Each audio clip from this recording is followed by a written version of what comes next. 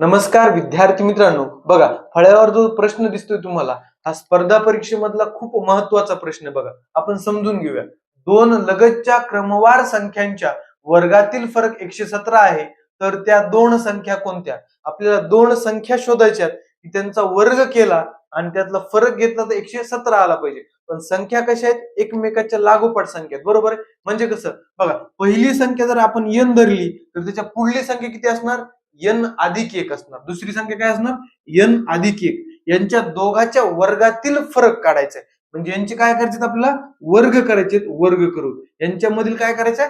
फरक काढायचा आहे. फरक कसा काढतो आपण? मोठी संख्या वजा लहान संख्या.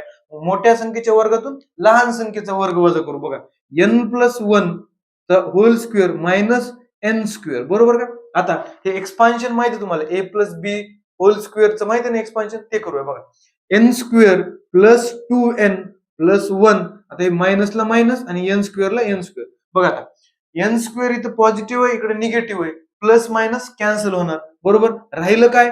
2n plus 1. आता मित्रांनो हा काय आहे? फरक आहे. दोन संख्येच्या वर्गामधील हा फरक आहे. पण ऍक्च्युअल मध्ये फरक किती आहे? 117. म्हणजे याच्या बरोबर आपण 117 लिहू शकतो. आता आपण सॉल्व्ह करू. चला बघा, इकडे प्लस 1 आहे, इकडे जाऊन मायनस 1 होणार.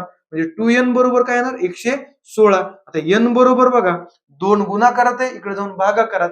116 भागिले 2 किती येतं मित्रांनो? तिचा भागाकार केला तर n बरोबर किती येणार? 58.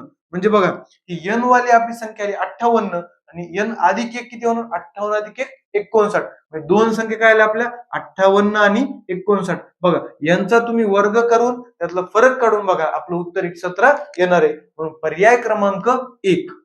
धन्यवाद.